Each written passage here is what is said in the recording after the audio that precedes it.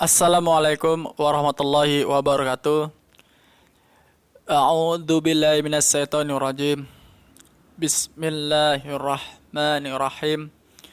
Alhamdulillahi rabbil alamin.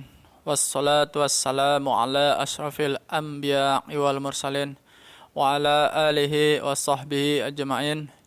Amma ba'du. Teman-teman, Bapak Ibu yang saya hormati, jika saya memberikan satu pertanyaan kepada Anda sekalian, kira-kira apa yang akan Anda jawab? Jadi pertanyaannya seperti ini. Ada dua bus penumpang dan kedua bus ini dia memiliki tujuan yang sama. Akan tetapi kedua bus ini memiliki rute yang berbeda. Satu, sebut saja si bus A. Bus A ini dia rutenya itu cenderung pendek. Lalu si bus B rutenya agak lebih panjang. Namun uniknya dari kedua bus ini dengan tujuan yang sama, kedua bus ini akan sampai di tujuan yang diinginkan pada waktu yang sama pula. Jadi misalkan kedua bus ini bergerak jam 7 pagi sampai ke tujuan sama-sama bertemu di jam 9 pagi. Kira-kira jika pertanyaan ini dihadapkan kepada Anda sekalian, Anda lebih cenderung pilih bus yang mana? Bus A yang memiliki rute pendek atau bus B? Bus B yang memiliki rute lebih panjang. Tapi ingat ya, di sini saya ulangi lagi, mereka semua ketika sampai tujuan sama-sama pas jam 9. Jadi kalau bisa kita rinci kan gitu kan. Berarti kan si bus A ini karena rutenya itu lebih pendek gitu kan, maka si supirnya ini memutuskan menjalankan busnya itu dengan keadaan speednya itu, kecepatannya itu ya lambat atau standar gitu kan. Tidak terlalu kencang dan tidak terlalu pelan gitu kan. Sebaliknya si bus B ini dia memutuskan melajukan busnya itu dengan kecepatan yang agak lebih kencang. Akan tapi teman-teman sekalian, di sini dalam pertanyaan ini saya tekankan kepada Bapak Ibu dan teman-teman sekalian bahwasanya kedua supir ini sudah memiliki lisensi yang ada, dan lisensi ini sudah diuji gitu, dan mereka dipantau oleh pihak yang berwenang. Jadi bisa dibilang setiap gaya berkendaraannya itu sudah terawasi dengan baik oleh yang punya perusahaan gitu kan. Kira-kira Anda sekalian memilih bus yang mana? Bus yang A atau bus yang B? Ayo, kira-kira pilih yang mana? Kembali lagi kepada hati nurani dan ya keinginan teman-teman sekalian dalam menikmati sebuah pemandangan gitu kan.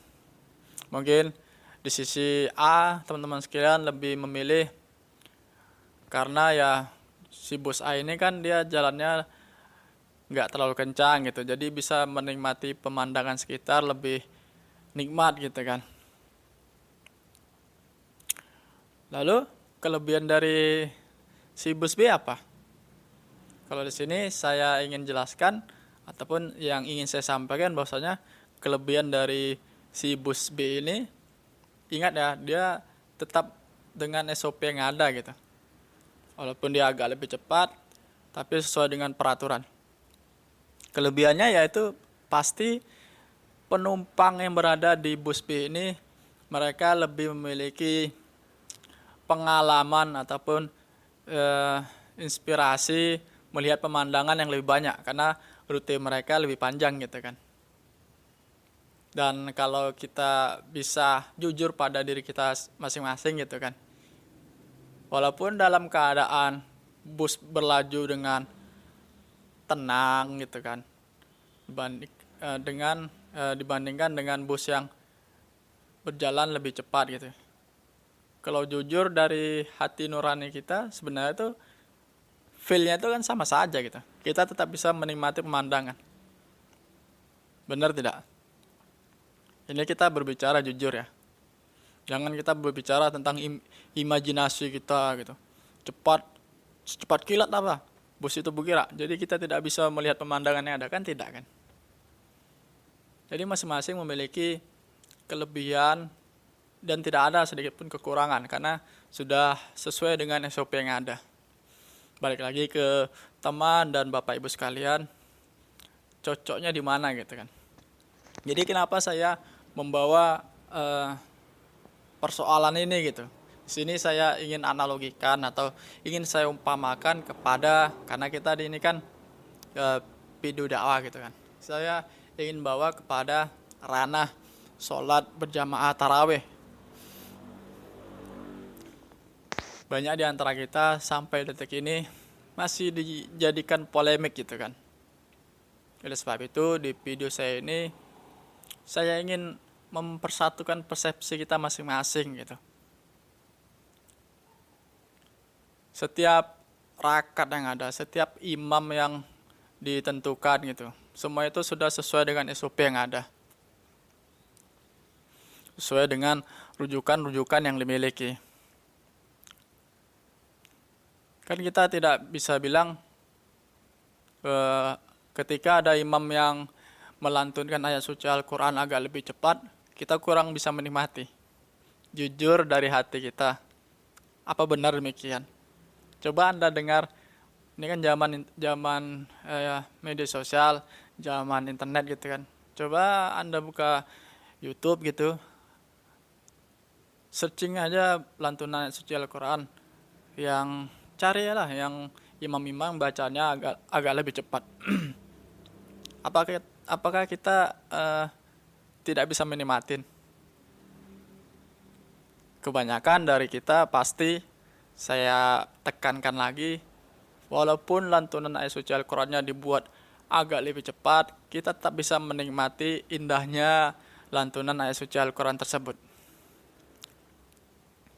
Benar tidak? Lalu kalau bisa dibanding-bandingkan gitu kan, biasanya ya yang terjadi persisian gitu kan, lebih utama dan tidak lebih utama gitu kan. Kalau saya sih lebih berpandangan dan juga saya harapkan bisa mensugesti teman-teman juga dan membuka pikiran kita bersama gitu kan. Saya lebih cenderung kepada yang rakaatnya itu lebih panjang gitu. Kembali lagi, itu kembali kepada teman-teman sekalian, tidak ada saling menghasut ataupun menghujat gitu. Saya lebih cenderung suka yang 23 rakaat dikarenakan selain saya bisa menikmati lantunan ayat suci Al-Quran yang dibawakan imam gitu, saya juga lebih menikmati ketika saya menggerakkan tubuh saya ini. Menggerakkan tubuh saya untuk ruku dan sujud kepada Allah Subhanahu wa taala. Jadi semakin banyak tubuh ini ruku dan sujud kepada Allah Subhanahu wa taala, maka hati ini akan semakin tenang dan semakin bergairah. Itu yang saya rasakan. Seperti si bus tadi kan, lebih banyak mendapatkan pemandangan yang ada gitu. Dan sejatinya kalau kita kaji ulang lagi gitu kan, kebanyakan polemik-polemik yang ada tuh mengatakan bahwasanya ada yang sering berseliweran gitu pertanyaan gitu kan, lebih baik mana gitu, yang 11 rakaat atau 23 rakaat, toh selesainya sama-sama juga gitu. kira-kira sama-sama 1 jam selesai gitu kan. Anggaplah kita, karena ada pertanyaan demikian gitu, anggaplah eh, memang selesai 1 jam gitu kan. Kebanyakan orang-orang yang berpikir 11 rakaat ini bacanya lebih banyak gitu. Siapa bilang bacanya lebih banyak? Emangnya yang 23 rakaat ketika mereka sholat dia diam saja? Kan tidak kan? Coba kita pikir lagi teman-teman sekalian. Sama-sama 1 jam gitu kan. Startnya sama gitu. Berbicara terus dari awal sampai akhir. Jadi bedanya di mana? Sama kan jumlah ayatnya. Toh sebenarnya realitanya pun yang saya alami sampai detik ini, yang namanya 23 rakaat itu jarang sekali ditemukan selesainya itu sama, berbarengan dengan yang 11 rakaat. Biasanya lebih lama. Lebih lama ya standarnya itu sekitar 15 menit gitu kan. Kalau agak lebih lama sedikit 30 menit gitu. 20 antara 30 menit gitu. Jadi kalau dipikir-pikir tentang saling berargumen gitu kan, berargumentasi gitu.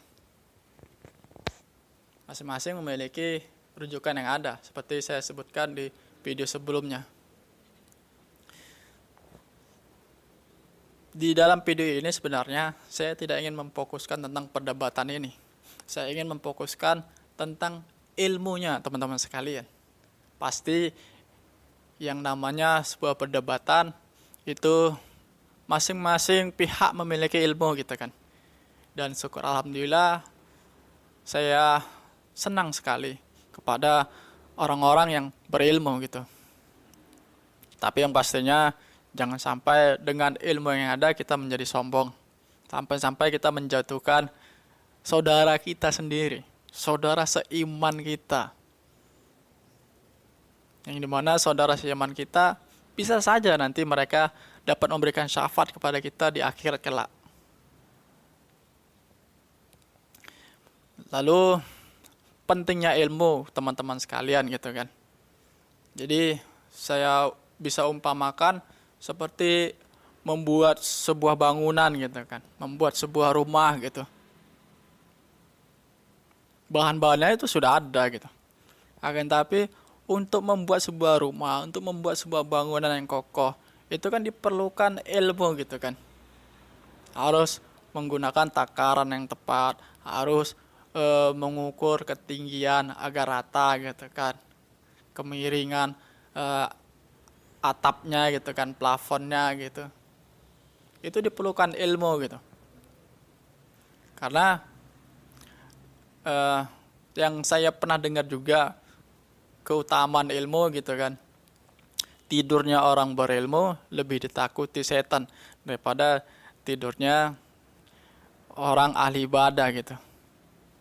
Oleh sebab itu, untuk momen kali ini saya ingin kembali mengingatkan teman-teman sekalian. Di video sebelumnya saya mengingatkan tentang amal ibadah gitu kan.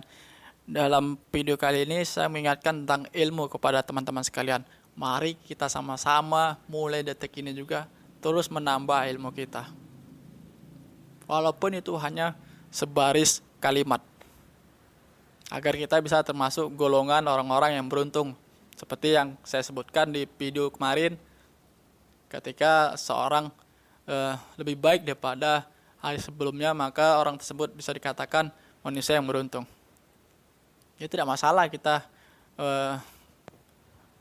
melebihkan atau kita mendapatkan ilmu hanya sebaris kalimat gitu.